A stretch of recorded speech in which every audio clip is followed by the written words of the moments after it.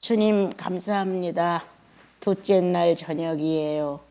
온 성도들이 함께 모여 주님을 찬송하며 마음에 식었던 모든 사정들이 새롭게 은혜를 잊고 조금이라도 주님의 얼굴에 기쁨을 안겨드릴 수 있는 저희들 되기를 기도합니다. 무엇을 먹을까 무엇을 마실까를 요구할 때는 열심으로 하는데 어떻게 하면 그리스도를 찾아낼까 만날 수 있을까에 대한 열심은 너무 적습니다. 주님, 연약한 저희들을 도와주셔서 성령의 권능을 따라 좀 더 적극적인 자세로 주님을 사랑할 수 있게 하셔서 사람이 보든 안 보든 우리들이 예수 믿는 자세는 어디서나 한결같이 주님을 표현할 수 있게 하옵소서. 그래서 주님 사랑합니다. 주님 감사합니다라는 이 고백이 거짓이 되지 않기를 기도합니다.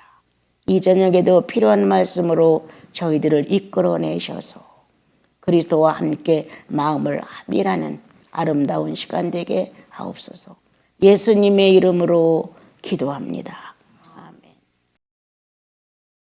이제 갑자기 그런 생각이 들었어요. 성경을 이제 전에 창세기를 읽다가 빛이라는 이런 어떤 밝음에 대하여 창조 날들에 대해서 내용이 나온 데가 있었어요.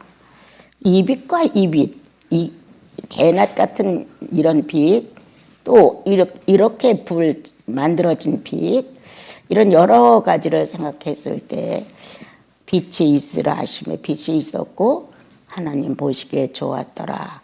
이 빛과 달을 창조하시고 태양을 창조해서 이 낮이라 칭하시고 이런 건 밤을 주관하게 하고 이런 이제 내용이 나왔을 때 그때 이제 제 안에 이 빛과 이 빛은 이게 분별을 해야 되겠구나.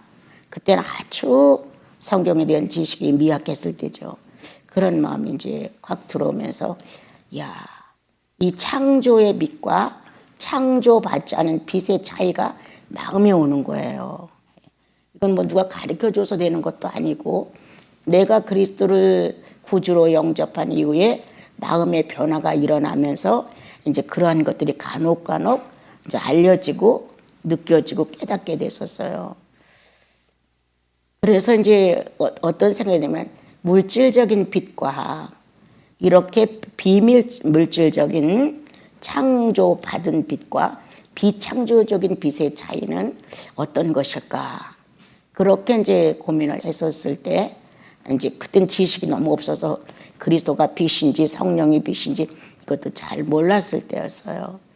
그런데 이제 나름대로의 어떤 그 해석의 그 판단이 왔겠죠. 근데 이거는 인간의 됨됨이, 이런 빛은 인간의 됨됨이, 신적 어떤 합의될 수 있는 어떤 특권 이런 걸로 이제 마음에 오는 거예요. 그래서 이제 낮을 주관하게 한 태양빛, 밤을 주관하는 달의 빛 이런 것, 이런 전개빛 이런 것은 창조물을 통해서 나오는 빛들이지만 빛이 있으라 하시면 빛이 있었고 이것은 조금 틀린 것 같은 거예요. 그런데 이제 훗날 시간이 가면서 그리스도가 빛으로 오셨다. 빛이 왔지만 어둠은 깨닫지 못하더라. 이런 내용을 이제 정확하게 성경을 놓고 보면서 알게 됐었을 때 폭이 막 확 넓어지더라고요. 그동안 이렇게 축소되어서 있다가 그런 내용이 오니까 나도 모르게 확 넓어지면서 어둠은 결코 행사할 수 없다는 것. 그래서 빛은 어둠을 다스리고 정복하고 충분히 빛에 의하여 어둠이라는 결정체가 생기는 것이지 빛 자체, 어둠 자체로서는 어떤 구실을 할 수가 없는 거예요. 이런 걸 이제 깨달으면서 사망, 그것은 결코 어떤 존재의식도 크게 없다. 하나님의 생명의 빛이 이 사망을 쏘았을 때 그냥 소멸돼 버리는 거예요. 이러한 어떤 내용을 조금 알고 나서부터는 이 빛에 대한 갈망이 마음에 참 있었어요. 뭔가 알 수 없는, 내가 지금 아무것도 느끼지 못하고 알지 못하지만 여기에는 어떤 숱한 비밀들이 묻혀 있겠다, 이런 이제 마음이 들었고요. 훗날 이제 요한복음을 읽으면서 다시 야, 이런 내용이었구나라고 하는 것을 깨닫게 됐어요. 그래서 이제 나에게 큰 유익이 됐던 것은 하나님이 빛이시다, 예수 그리스도가 빛이시다, 성령이 빛이시다. 그럼 난 빛 가운데서 태어난 거예요. 그럼 나도 그 빛과 같은 존재의 의식이 있다는 거예요. 이러한 이제 어떤 의미가 깨달아지면서 빛은 어떤 것이냐, 그러면 이런 것들이 이제 나로 하여금 어떤 의문을 좀 풀게 해주었고, 절대 빛에 다른 것은 어울려 갈 수가 없어요. 그냥 드러나기 때문에, 있는 그대로가 드러나기 때문에 아무리 숨기려고 해도 그거는 숨겨질 수가 없어요. 이 빛은 생명 안에서의 활동이기 때문에 어떻게 조절을, 창조주가 아니면, 근본된 주인공이 아니면 이건 조절될 수가 없는 거더라고요. 그래서 이제 우리들은 다 빛의 자녀들이니까 이 빛의 자녀들로서의 이제 삶을 살 때 빛의 자녀의 역할을 못하게 되면 그만큼 본인이 이제 손해예요. 지금은 육체를 갖고 사니까 물질 세계에서의 모든 것들로 모든 걸 판단하고 그게 유익한 것 같고 그것만이 나의 지금 삶에서 큰 힘을 발휘해주고 있다고 이제 생각을 하지만, 성령 안에서 조금 더 주님께 친근감을 갖고 가까이 가게 되면 비물질 세계의 무한대를 조금만 맛을 봐도 많이 달라져요. 이래서 성령이시구나. 성령 하나님, 성부 하나님, 성자 하나님으로 충분한데 또 성령 하나님을 왜 넣으셨을까? 이런 것도 이제 마음에서 조금씩 해결이 되어 나갔어요. 오늘은 고민을 했어요. 내가 나흘을 다 할 수 없을지도 모르는데 어떤 한 서신서를 선택하려고 하다가 그렇게 하지 말자. 사도행전 하던 것 끝머리 조금 마치고 그리고 그냥 이렇게 정리를 조금 해야 되겠다. 그런 마음 때문에 이제 갈라디아서 5장을 선택을 했어요. 성령의 열매라는, 우리 이제 저마다 이게 하나님 말씀 앞에 오면 뭔가 경직될 수 있어요. 그만큼 떳떳하게 못 살았다, 이런 마음 때문에 정죄하지 마라. 미완성을 정죄하지 마라. 우리는 미완성적이고 모든 게 완성을 추구하는 마음 때문에 내가 가지고 있는 성령의 능력은 내가 발휘될 수 있는 건 아주 소수란 말이에요. 그런데 이제 허황된 욕구로 살았던 지난날의 이 마음이 그만큼 원하는 거예요. 그래서 나도 그만큼 성숙하지 못했는데도 불구하고 삼자 상대를 보고 성숙하지 못한 그 미성숙을 놓고 정죄하는 거예요. 성령은 정죄하지 않는다. 부족하다고, 못났다고, 어리석다고, 좀 빠진다고, 어떤 것도 미완성적이고 미달적인 그러한 모습을 놓고 성령은 결코 정죄하지 않는다. 예수 그리스도가 십자가의 못을 받고 우리를 구원하셨을 때 진리는 정죄하지 않는다. 나도 너를 정죄하지 않는다. 사람의 모습으로 우리와 똑같은 물질 세계에 사신 주님이 난 너를 정죄하지 않아. 이렇게 정죄된 어떠한 압박감에서 해방을 시켜주셨어요. 우리는 정죄라는 의식이 강하지 않습니다. 특히도 우리 한국 우리들의 그 혈통 안에 막 정죄 막 이런 게 크게 교육을 받은 거나 아는 게 별로 없어요. 그냥 양심적으로 들어봤을 때 잘못해서 그 사람 아주 고약한 사람이래 이렇게 할 정도지, 막 정죄해서 죄로 막 이렇게 꽉 묶어놓고 그렇게 하지는 않는 게 우리 한국의 국민성이 아닌가 저는 좀 그렇게 생각을 하거든요. 그런데 예수 믿고 좁아졌어요. 예수 믿고 좁아진 이유가 뭐냐? 나를 못 봐서.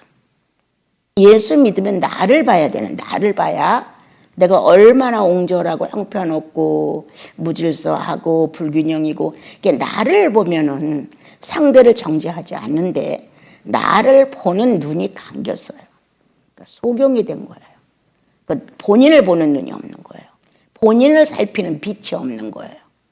성령의 활동은 나부터 봐야 되거든요. 성령의 역사는 내 영혼 안에서의 자극이거든요. 그러므로 인하여 비춰진 내가 비침을 받고 주님 나 잘못했어요. 진정으로 마음을 모아 고백을 하면서 이와 같은 일은 주님 내 생에서 없으면 좋겠어요 라는 간청을 해 올린단 말이에요. 그리고 그게 너무 수치스럽고 창피하고 부끄러우니까 정말 내 스스로 말하기조차 어떤 때는 부끄러울 정도죠. 이렇게 이제 나와 여러분은 예수를 믿고 살아가면서 내가 못한 것을 상대가 해주길 기다리는 거예요. 저도 못했으면서 저도 그것을 정리하지 못하면서 남이 정리하지 못한 거 탓한단 말이에요. 저도 성장하지 못했으면서 남이 성장하지 못한 거를 핀잔하고 비판하고 흉보고 따지고 정죄 탁 해버리는 거예요. 당신이 그랬잖아 이렇게. 이것이 성령을 엄청 어렵게 하는 거예요. 자유를 막 꽁꽁 묶어놓는 거예요. 그래서 이제 오늘 우리들이 예수 믿고 10년, 20년, 30년 이렇게 오랜 기간을 믿어왔지만 변혁된 게 너무 없다는 거예요. 주님 앞에서 변형된 게. 그래서 율법도 변혁이 됐어요. 예수 그리스도가 오심으로, 성령의 법으로. 그런데 우리가 예수 믿고 죄인의 법에서 의인의 법으로 이제 우리가 변혁이 됐단 말이에요. 그런데 내가 용서받은 거는 깊이 생각지 않고 남의 약점을 보면서 큰 피해도 안 받았는데 내가 큰 피해나 너 때문에 내가 받은 것처럼 이렇게 정죄한다는 거죠. 정죄로 인하여 성령의 결실이 없다. 오늘 성령 충만을 요구하는 나와 여러분의 욕구는 다 동일하다. 누구든지 물어보면 성령 충만이에요 라고 말한다. 그런데 그 성령 충만하신 주님이 충만 자체로 내 안에 들어오셔서 떨어질 수 없는 관계를 맺으셨다. 깊은 관계. 이렇게 아주 전혀 이별할 수 없는 관계. 서로 헤어질 수 없는 관계. 이 깊은 관계를 맺고 있는데도 불구하고 우리는 상대를 정죄함으로,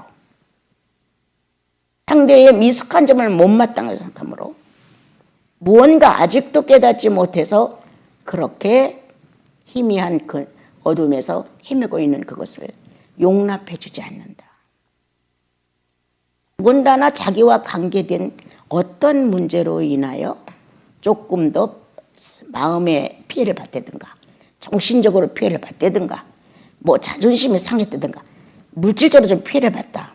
그러면 엄청난 죄인이 되는 거예요. 그 사람은. 내가 그만큼 죄를 갖고 있다는 뜻이거든요. 그래서 나는 왜 성령의 결실이 없는가 이제 오늘 돌아보시면서 정죄한 나로구나. 상대의 약점을 정죄했노라. 내 이성으로는 도저히 이해할 수 없다고 나는 선을 긋노라. 나는 그만한 아량과 도량과 넓음과 베품에 대해 난 부족해. 난 그래서 그거 생각 못해. 이렇게 잘라서 자기의 입장만 붙들고 감정적으로 정리를 해버린, 정죄해버린. 의지만 정죄하는 거 아니에요. 감성, 지성이 다 정죄를 하거든요. 그거는 뛰어난 이성을 가진 우리들이 죄에 익숙했던 이성이잖아요. 그런데 이제 성령을 통해서 성령의 하나님이신 예수 그리스도가 육체로 이 땅에 오셔서 살고 간 이성이란 말이에요. 거듭난 이성. 무엇을 하는? 성령을 통해서만이 모든 걸 관찰할 수 있고 관통할 수 있고 성령을 통해서만이 의인답게 성장할 수 있고 성령을 통해서만이 심정을 토로하는 심령의 회개를 할 수 있는 이런 자격을 가졌단 말이에요. 우리가. 그럼 어디서 아느냐? 성령을 바르게 사용하지 않는다 우리는. 만약 나와 여러분이 연약해서 그렇게 할 수 있어요. 비난도 할 수 있고 정죄도 하고 상대도 하고 싶지 않고 당신하고 나하고는 차별이 틀려서 안 돼. 뭐 이럴 수도 있고 당신하고 나하고는 살아가는 수준이 틀려. 이래서 무시할 수도 있고 참 여러 가지란 말이에요. 여러분. 정말 이루 말할 수 없이 그렇다면 나와 여러분은 아직도 성령에 대하여 관심이 없다는 거예요. 성령이 내 안에 와서 자유할 수 있는 것. 정죄의식이 약해져야 돼. 상대를 놓은 정죄의식에서 해방이 되어야 내가 성장할 수 있어요. 봐봐요. 성령의 열매가 성령의 결실이 9가지로 나와 있어요. 그런데 이게 다 맺는 사람은 좀 드물지만 아주 3개, 4개는 전혀 손도 댈 수 없을 만큼 모양이 없다고 쳐봐요. 그러면 다른 것은 좀 성령의 모양이 있다고 쳐도 악의 근원을 가진 나와 여러분의 그 모습은 성령 충만의 치수보다 성령 충만하지 않은 죄인의 감정이 더 크다는 거예요. 훨씬 커요. 그래서 성령 충만해서 어떻게 은혜를 잊고 마음이 기쁘고 안정감이 오고 특별히 오늘은 더 마음이 가볍고 아내가 이뻐 보이고 남편이 믿음직스러워 뭔가 더 해주고 싶고 이런 감정이 생긴단 말이에요. 그런데 성령 충만하지 못하면 이게 순간 아름다웠던 것도 짜증나 잘해주는 것도 싫어 뭔가 나만의 세계에서 나만 홀로 좀 족하게 지내고 싶어 이런 개인주의가 싹 트고 마음에서 나오는 거예요. 이렇게 될 수밖에 없는 데가 아니었나. 그래서 이제 오늘 저마다 소원은 성령 충만이지만 성령 충만은 내가 원하면서만 되는 것이 아니라 하나님 자신의 은혜다 우리들에게 베푸는. 거기에 우리가 조금 더 이해가 돼서 그 성령 충만을 오랫동안 간직할 수 있고 그 성령 충만을 풍년이 들게 할 수 있어. 3개의 성령 충만을 주님이 경험하게 했다면 그 성령 충만 3개의 능력을 가지고 5개, 6개의 성령 충만을 할 수는 있어. 그러나 성령 충만 자체는 내가 못해. 그건 하나님의 특권이에요. 내가 너를 사랑한다는 증표예요. 그래서 나와 여러분은 세상이 주는 것 같지 않은 기쁨이 있어요. 성경의 말씀대로 세상이 느낄 수 있는 그런 기쁨이 아닌 영생이라고 하는 어떤 영적 존재의 실존에 대한 기쁨이 있어요. 이 땅에서 잘 살고 건강하고 원하는 것 이루어지고 대만족하고 이러한 기쁨이 아니에요.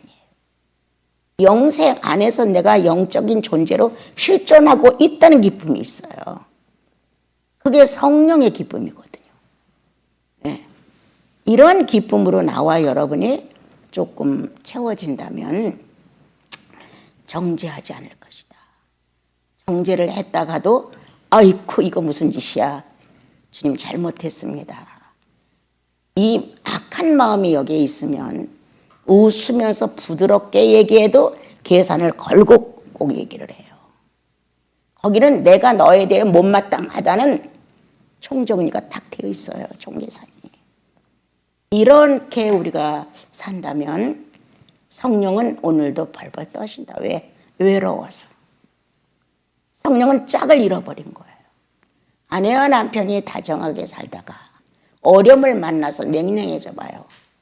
그거 참 어려운 마음인데 분하고 억울하고 이 어려움만 있는 게 아니라 홀로라는 이 고독감의 외로움이 너무 큰 거예요. 여러분 여자보다 남자가 더 할 수 있습니다. 남자의 가슴에서 여자가 나왔기 때문에 월등히 남자의 가슴이 더 허전할 수 있습니다.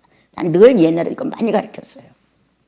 그렇게 되어 있는데 우리는 나만의 어떤 행복감, 나만의 만족성, 충족감, 그리고 내가 좋으면 당신도 좋은 거야. 이런 식의 사고를 가지고 우리가 살기 때문에 성령 충만은 타인의 것이 될 수가 있었다는 거예요. 성부이신, 아주 간단히 해요. 오늘 어제 너무 많이 했어요. 성부이신 하나님의 추수는 무엇이었을까? 자, 이제 바깥으로 나오기 전에 한번 얘기를 해볼게요. 성부이신 하나님의 추수는 무엇이었을까? 우리는 그 시대를 율법 시대라고 합니다. 하나님이 사셨습니다. 하나님이 존재합니다. 하나님의 실존입니다라는 것을 증명할 수 있는 게 창조란 말이에요. 그렇지만 이 창조만 갖고는 일이 이루어지지 않았어요. 범죄를 했기 때문에. 그러므로 이 범죄 속에 하나님의 추수는 율법이었어요. 율법. 이거 해라, 이거 하지 마라, 이거 하면 축복받는다, 이거 하면 너 저주받는다, 이렇게 옳고 그름을 설명해 주셨어요. 그리고 하나님의 선한 그 양심이 100% 싹 없어진 건 아니에요. 그러므로 인해서 우리는 스스로 자제하고 어느 정도 경계를 치고 스스로 그분에 대한 존재의식을 붙들 수가 있는 가능성이 조금은 있는 거예요. 에덴 동산에서 3가지 연속적으로 시련을 받았을 때 의지만 파괴가 됐지 둘은 그대로 같이 하나님과 협력을 했었습니다. 그럼 이제 이 성부의 추수는 이 율법에 근거하여 예수가 오셔야 정상적인 추수입니다. 예수가 오셔야, 성자 예수가 오셔야만 하나님의 거룩한 추수에 막이합니다. 그것을 겉으로 드러낸 게 율법이었어요. 율법을 놓고 하나님 되심을 증명했어요. 그들이 이거를 다 실천하든 못하든 예라고 하든 아니오라고 하든 하나님의 실존을 설명하고 현존 속에서 당신이 살아있다는 걸 증명할 수 있는 건 율법이었어요. 그리고 그 율법은 앞으로 오실 예수님을 가리킨 거라서 거기서 속에서 나왔어요. 언약의 자손을 통해서. 그 예수 그리스도는 성부의 추수다. 자, 그럼 예수 그리스도는 40년을 살았다 해도 40년이 마감이었단 말이에요. 33살을 살으셨다, 37살을 사셨다, 이렇게 여러 가지가 나오는데 40년을 살았다고 하자. 그럼 예수 그리스도의 추수는 어떤 것이냐? 성령을 보내신 것이다. 예수의 추수로 인하여 성령이 오신 거예요. 그러면 성령은 어떤 추수를 하시느냐 이 말이에요. 교회의 탄생이다. 성령의 추수는, 성령은 그냥 당신이 오고 싶어서 온 게 아니에요. 하나님의 가장 거대한 그 나라의 설계, 그 나라의 능력, 그 나라의 보증, 그 나라가 실현될 것에 대한 하나님 자신의 약속이에요. 하나님 자신의 약속이 실현될 수 있는 게 교회의 출발인 거예요. 교회가 탄생됐어요. 교회의 추수는 뭐냐? 부활의 예수의 몸이에요. 부활 왕국이에요. 그런데 우리는 어디까지 미치지 못하느냐 지금. 예수의 오심, 그리고 예수의 추수는 성령 보내신 것이다. 여기까지는 개인으로 믿음이 좋아요. 각자가. 그런데 그럼 성령의 추수는 뭐냐? 교회의 탄생이다. 이게 안 돼. 공동체 모습이 안 돼. 잘 생각해 보세요. 공동체 모습에서는 인색해. 공동체의 희생에 대해서는 뭔가 내가 싫어. 어울려지지가 않아. 조화가 안 돼. 참 여러 가지로 우리가 예수 믿으면서 삐져나가려고 그러는 거예요. 그래서 우리가 지금 맡은 것은 예수 그리스도가 오시기 전까지의 추수인데, 우리는 지금 성령의 추수인 교회 시대를 살면서 공동체적인 이 교회가 그리스도의 왕국을 건설하는 추수가 될 수 있도록 마음을 써야 되는데 이게 안 된다는 거예요. 어쩌다가 에덴 동산을 사단이 해방해서 그들의 공동체를 파괴시켰어요. 나는 가끔 상담하는 문제로 와서 이혼 문제를 얘기하면 너무 어이가 없는 거예요. 교회를 다니면서 이혼 문제가 나온다는 게 정말 너무 어려운 거예요. 사단은 첫 창조 때도 하나님의 가족을 파괴시키려고 해서 선악과를 따먹게 했어. 다시 예수 그리스도가 구원해 주러 오셔서 교회라는 것을 출발시켜 놨는데 이걸 파괴하려고 이단이 얼마나 많이 득실거려요. 교회를 파괴하려고. 교회만 나가면 다 예수 믿는 걸로 알고 이제 예수 믿는 것들도 총정리해버려갖고 형편없어. 예수 믿는 것들이. 예수 믿으면 무언가 월등하고 자기들이 기대하는 것에 어떤 희생과 이러한 헌신이 나오기를 바랬는데, 사실 우리는 공동체에서 하나님의 왕국이 이루어지기를 추수하는 추수꾼들인데 그 추수꾼이 해당이 안 되는 짓을 하는 거. 왜? 공동체에 대하여 의미가 별로 없어. 나 하나 천국 가면 됐지. 그런데 유감스럽게도 천국이 공동체예요. 이렇게 이제 우리가 예수를 믿으면서도 졸렬해. 참 졸렬해. 넓지가 않아요. 우리는. 나부터 아주 좁아요. 졸렬해.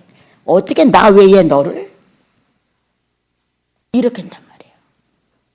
우리는 이 성경 자체는 우리예요. 그런데 우리는 나. 너무 지독하게 타락했어요. 나 하나. 이렇게 무섭게 타락한 것이 현재인데, 여러분들이 나와 너만 잘 지켜도 이렇게 생각해. 그래. 시대의 순교자다. 시대의 순교자. 그 정도만 해도 고맙다. 이런 마음이 돼. 나에서 끝나면 파괴야. 우리가 나올 수가 없어. 너라는 기대 속에, 너라는 교제 속에 있어야 우리라는 데다 발을 뻗을 수가 있는데 나 하나만 붙들어요. 교회 파괴자다. 우리들이. 그러므로 성령 충만한 공동체적인 지체의 연합이라고 하는 그리스도의 가르침이 우리는 너무나 안 되어 있다는 거예요. 그래서 이제 이러한 추수를 한번 돌아봐라. 내 인생에서 죄인의 시대의 추수, 예수 만났다. 그 예수님을 만났을 때 내 영혼은 감격했고 뭔가 달라졌던 거 사실이다. 그러면 그 안에 예수 그리스도의 구원의 시대에 막바지 추수가 성령 임재하신 거예요. 성령 임재가 그리스도가 내 구원의 주로 추수를 해주신 거예요. 그럼 나와 여러분은 누구의 추수냐? 그리스도의 추수로 성령을 모신 거예요. 그분이 노동을 한 거야. 죽음의 노동을. 그럼 나와 여러분은 이제 그 성령의 임재 속에 살아가는데 고작 감동이나 감화나 뭔가 느낌이나 어떤 현상 요것만 기대하다가 아무것도 이루지 못하고 죽을 수가 있어요. 그래서 이제 좀 넓혀보자. 주님이 원하시는, 그런데 무작정 넓히는 건 아니에요. 나라는 한 사람이 가지고 있는 그 무엇이 있어요. 나를 지탱할 수 있는 그 무엇이. 그것에 맞춰서 성령은 나를 측량하시고 거기에 맞춰서 내 삶을 조절하시는 거예요. 그런데 우리는 하나님이 다 해주시니까 안 한다는 건 아니에요. 이렇게 몰아붙여서 내가 할 수 있는 것을 안 하는 것. 하나님께서는 다 알고 미리 다 준비하시니까 그래서 5원 쓸 거 10원을 써야 돼. 내가 언젠가 10년도 더 된 세월 속에 100원이 들어올 걸 알고 150원을 쓴다. 이건 망할 징조다. 나와 여러분은 100원 속에서 적어도 30을 가져야 돼. 숨겨야 돼. 70 갖고 살려고 몸부림을 쳐야 돼. 왜? 그렇게 안 하고는 남에게 내가 군색하다는 게 나와. 10개의 10개를 다 쓰고 나면 아무것도 없어. 그럼 더 필요성을 느낄 때 내놓을 게 하나도 없는 거. 그렇게 살지 마라. 그렇다고 막 구두쇠가 되고 나쁜 사람이다. 그런 게 아닙니다. 여러분. 해야 할 것과 하지 말아야 될 것에 대한 철저한 구분 능력이 있어야 한다. 그리고 내가 이것을 함으로 인하여 어떤 결과가 올 것인가에 대하여 측량해야 한다. 하나님은 모든 걸 다 해주고 알려주고 채워주고 이렇게 하는 것은 아니다. 우리는 지난날 여기서는 거의 아니지만 주시옵소서를 많이 했다. 주여 주시옵소서. 주여 이 기도를 응답해 주십시오. 하고 난리들을 폈어요. 그렇게 난리들을 피다가 어떠거나 나시린스도원에 집회가 자주 있어서 하게 됐을 때 내가 하나님의 응답이 되어봐라. 엄청 가르쳤죠. 하나님이 왜 내 응답이 되어야만 되냐? 무슨 응답? 내 육체가 원하는 어떤 물질적인 조건을 채워달라는 응답이에요. 병도 안 걸리게 해주고 건강하게 살다가 죽게 해주고 이렇게 응답을 해달라는 거죠. 사업을 벌렸는데 성취하게 해주고 그런데 왜 나는 그분의 응답이 안 돼 그럼? 나는 내가 그분의 응답이 되어줘야죠. 주여 내가 부족하지만 어떻게 해야 당신의 소원을 이룰 수가 있습니까? 내가 지혜 없고 무식하지만 어떻게 해야 주님의 얼굴에 기쁨을 안겨드릴 수 있습니까? 왜 나는 그분의 응답이 안 돼야 돼? 우리들의 기도는 하나님이 내 응답이 되게 해달라고 하는데 이건 아니다. 응답이 되어달라고 해서 꼭 주님이 응답을 하느냐? 응답이 되지 않는다고 생각해도 된다. 그건 그분이 하실 일이니까.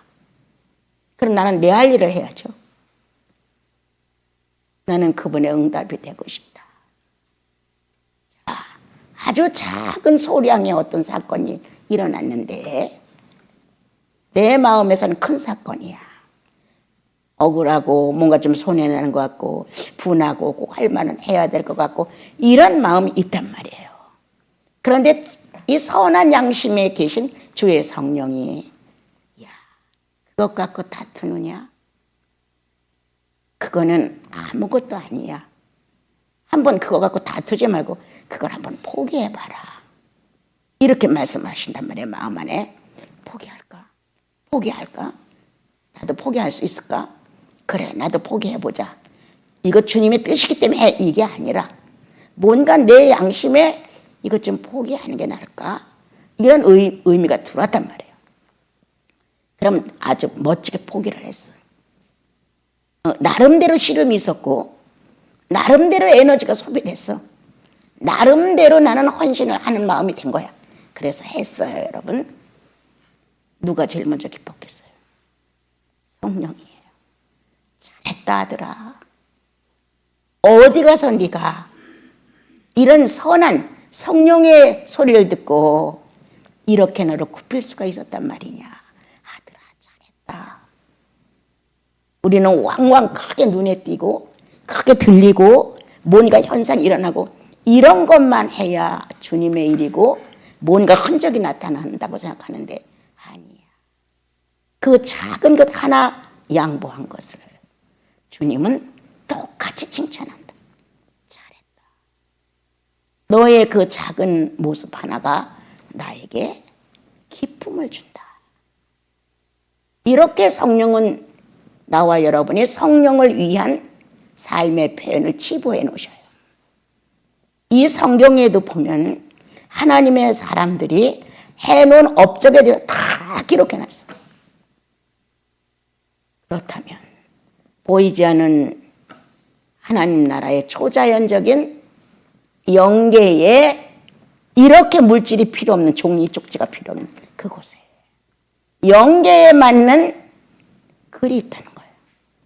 거기에 이것을 기록할 수 있는 물체가 있다는 물질이, 영적 물질이. 거기에 나와 여러분. 아브라함의 이름을 소개하고 지금까지 우리에게 알리지 않아요? 야곱의 이름을 기록해 놓으시고 알리지 않아요? 물질 세계에다 종이를 통해서 물질이 있고 느낄 수 있도록 또 기록을 하셨는데 영생으로 거듭난 나와 여러분을 성령에 의하여 탄생된 나와 여러분의 업적을 어떻게 소멸하실 수 있어? 네?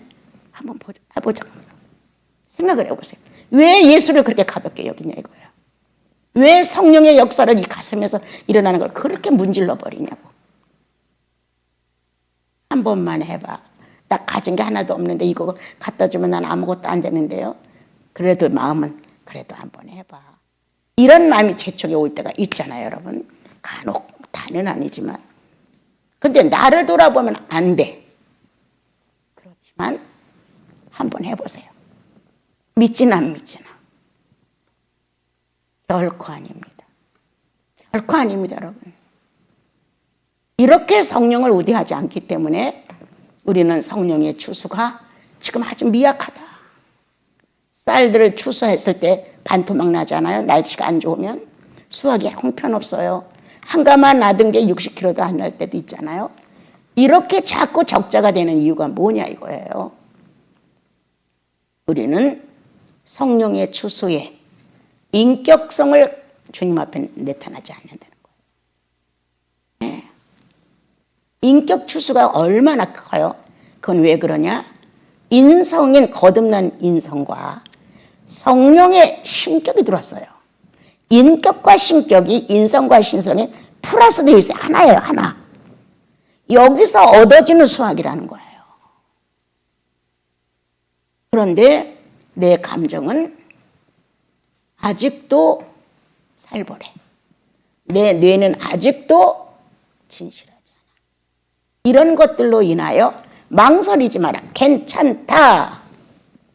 자, 갈라디아서 4장 빨리 펴보세요. 갈라디아 4장 빨리요.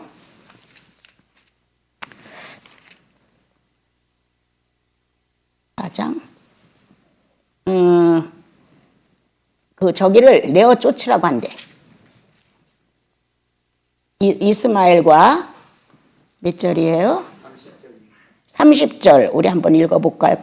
큰 소리로 시작.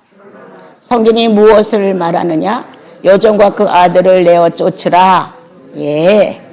뭐라고 되어 있어요? 내어 쫓으라. 우리의 자유의지, 구원받은 자의 자유의지 내어 쫓으라. 그것이 과연 성령을 방해하느냐? 내어 쫓으라. 너를 약하게 유도해 가느냐? 내어 쫓아라. 이렇게 자격을 주었다는 거야, 우리한테. 이걸 안 사용해. 우리는 에덴 동산에서 선악과를 따먹은 아담을 지키기 위해서, 생명나무를 지키기 위해서 화영금을 가지고 생명나무를 지켰대요. 우리 자신을 하나님께서 지켜주기 위해서 날쌘 검으로 우리를 지킨단 말이에요. 그럼 나와 여러분은 상대를, 사단을, 어둠을, 절망을, 비관적인 것을, 우울을 정복할 수 있는, 단칼에 칠 수 있는 화영검이 있다는 거예요. 근데 이걸 사용을 안 해. 주님이 너에게 단검을 주었어. 주님이 너에게 창검을 주었어. 주님이 너에게 화영검을 주었어. 왜? 싸우라고. 이렇게 성경은 기록해 놨어도 안 싸우는 거예요. 그리고 안 내쫓는 거예요.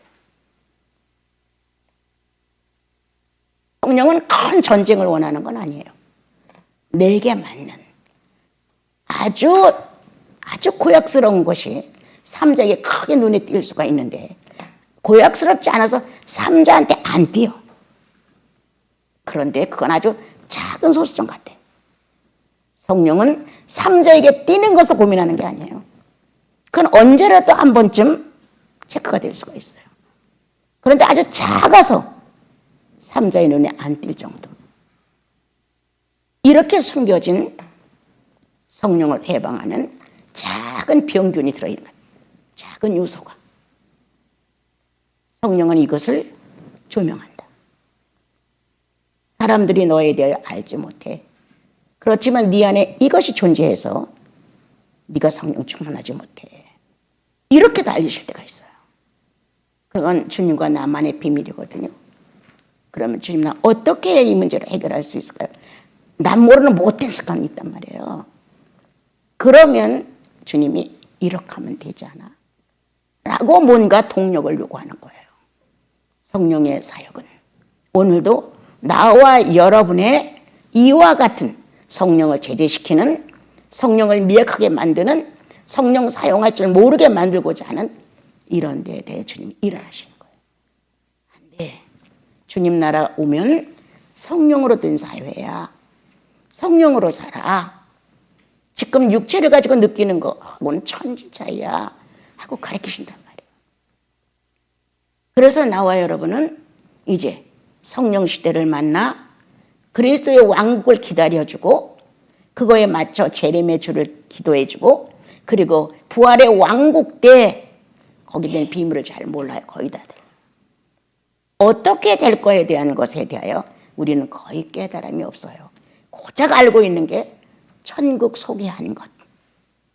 진주문이 있고 뭐가 있고 해서 살풋이 어떤 면을 소개해준 그 정도의 지식은 갖고 있지만 어떻게 각자가 주님 안에서 이 영계에 주님의 나라는 세 분의 하나님이 단 한 분의 하나님으로 군립하여 의를 이루는 이 나라는 이런 거로구나. 이렇게 나와 여러분이 조금 더 지식화되어 있다면 각자가 자기의 구주 때문에 성장이 안 될 수가 없습니다. 그래서 오늘 나는 어디에 머물러 있는가?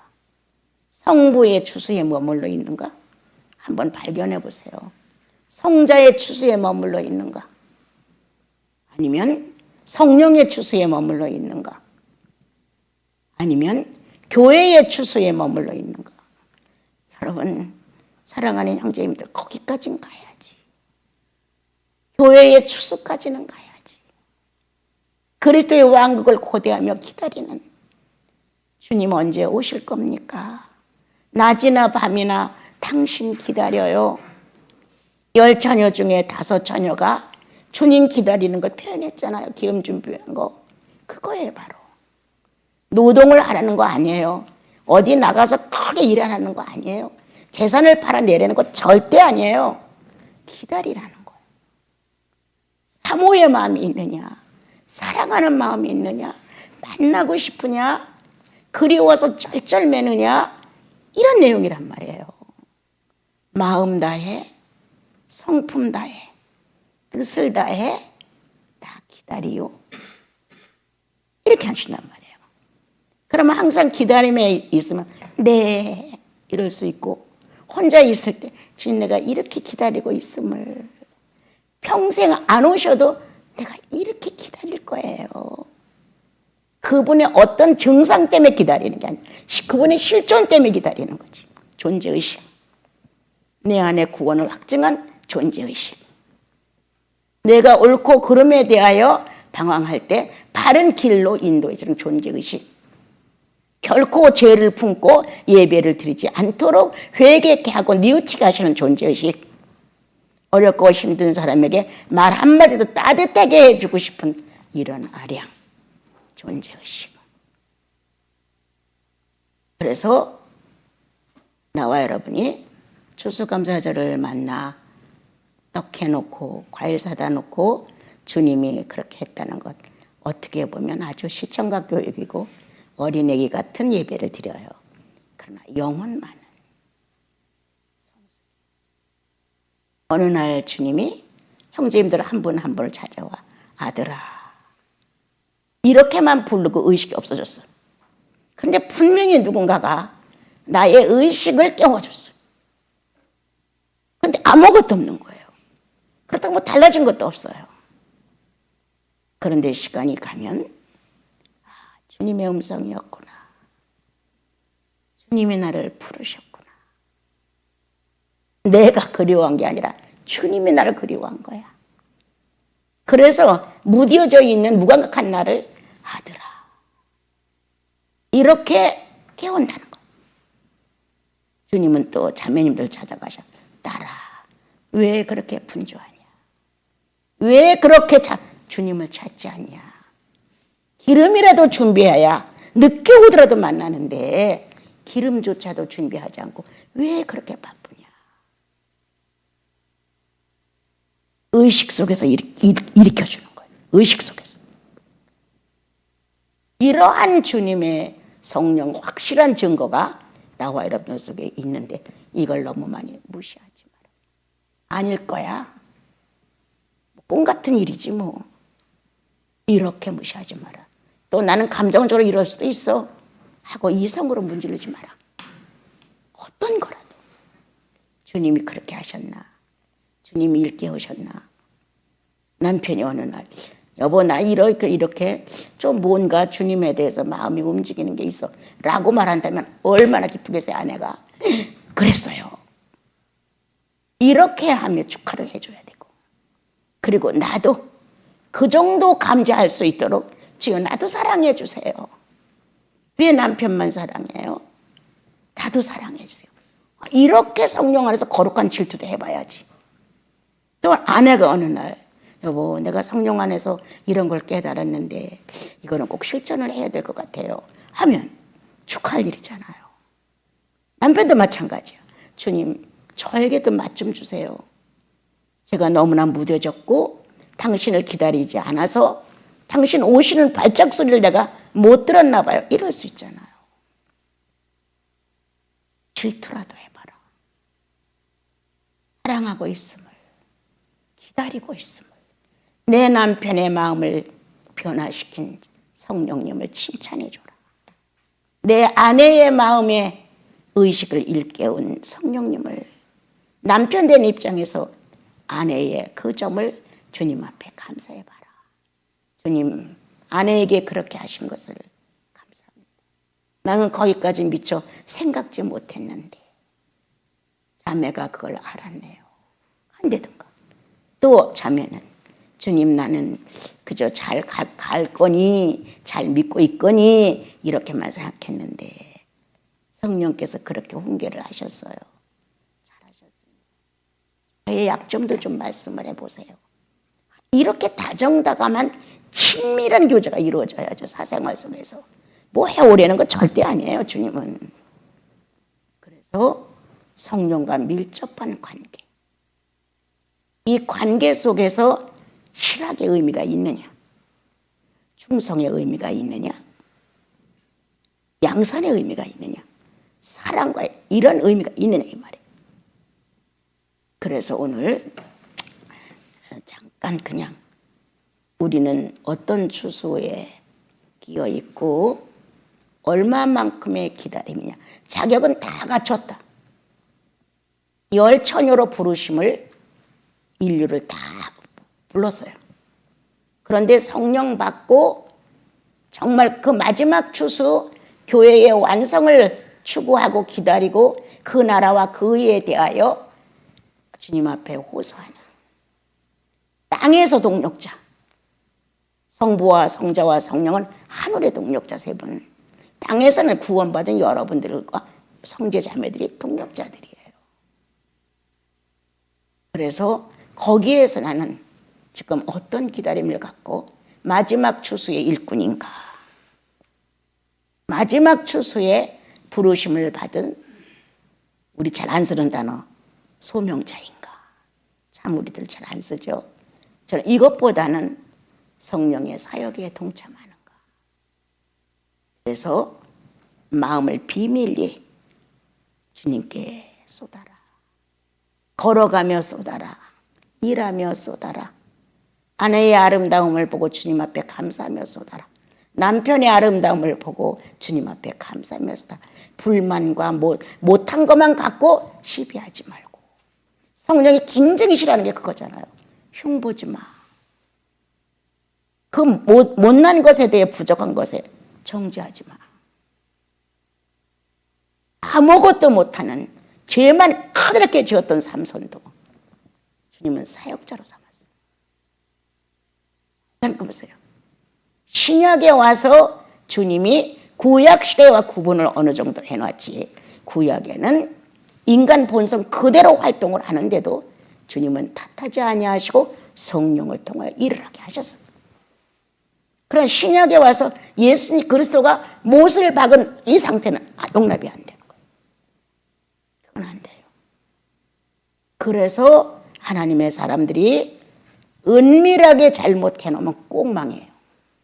꼭 망해요. 그거는 하나님이 막 너 잘못했으니까 저주야 그게 아니라 길을 잘못 간 거예요. 자기가. 그래서 어둠에서 헤매게 되는 거예요.